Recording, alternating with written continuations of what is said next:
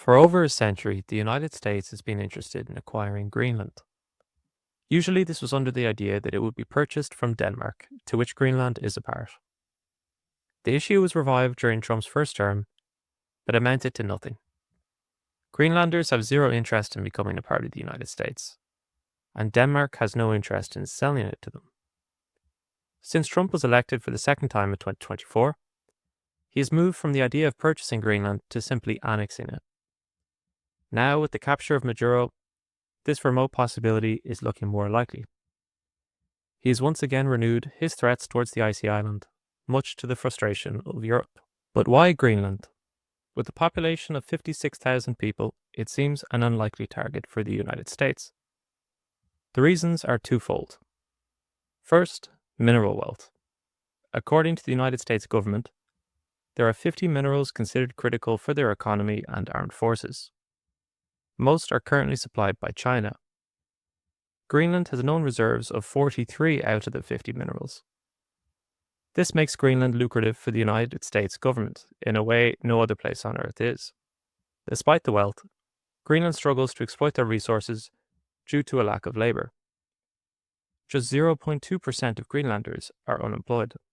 There are worries that bringing in foreign labourers would shift the demographics in a way that makes the population uncomfortable.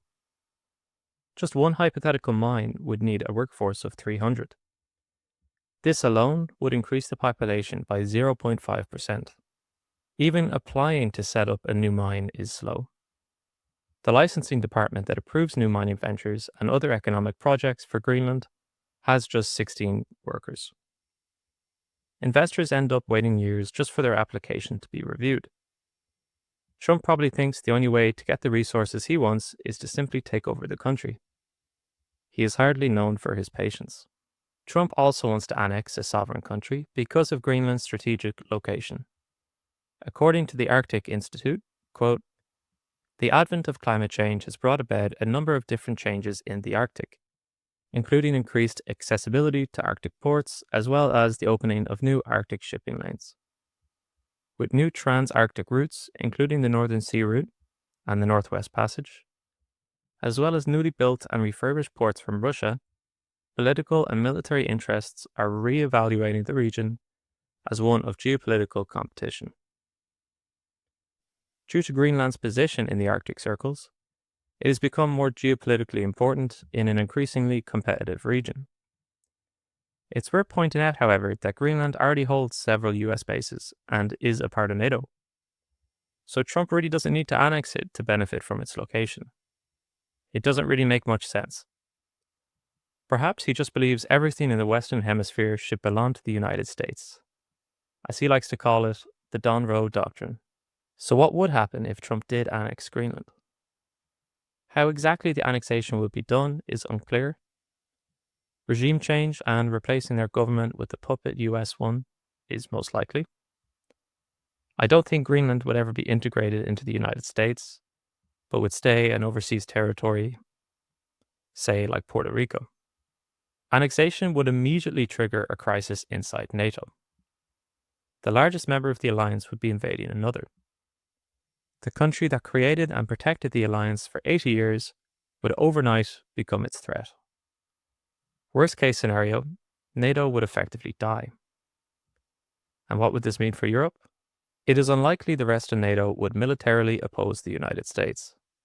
If they did, it would certainly be a nuclear standoff.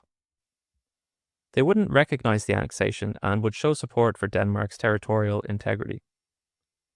But for the most part, there's not much they can do. A trade war between the US and EU would be possible, but sanctions seem incredibly unlikely. Europe would be forced to make some sort of replacement for NATO through the EU. Even an EU army wouldn't be far-fetched in such a scenario, though it would take years to materialize. With the death of NATO, a security vacuum would have to be filled, especially to deter Russia. Moscow would also make a move if Trump did indeed take Greenland. It is possible Putin would annex Svalbard in the Arctic, a group of Norwegian islands, for similar geopolitical reasons. It has a population of only 3,000, meaning Europe may not go to war over it. A less likely possibility is Russia moves into continental Europe with NATO gone. But they are bogged down in Ukraine and may not have the ability to wage a second war. And if Russia moved westward on the continent, say in the Baltics, a war would certainly happen. As you can probably tell from these hypotheticals, a US invasion would be catastrophic for Europe.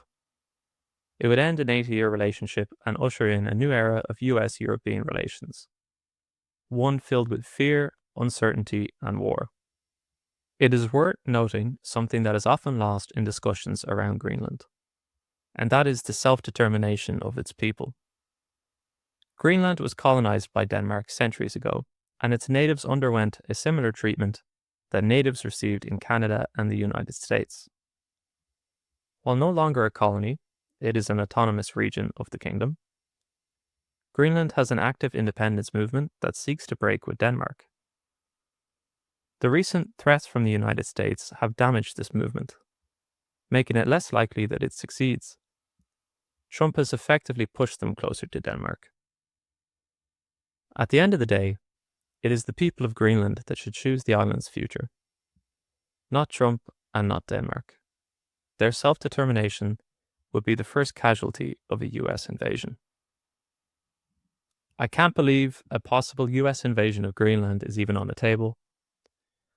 2026 is certainly living up to 2025. Here we are though. Thanks very much for watching, guys. I really appreciate it. If you liked the video, be sure to subscribe. Really appreciate it. I mostly cover politics, but I also do history videos on Europe, the Middle East, East Asia. So if you have any interest in those sort of topics, be sure to check out my other videos. And with that, I'll see you guys next time.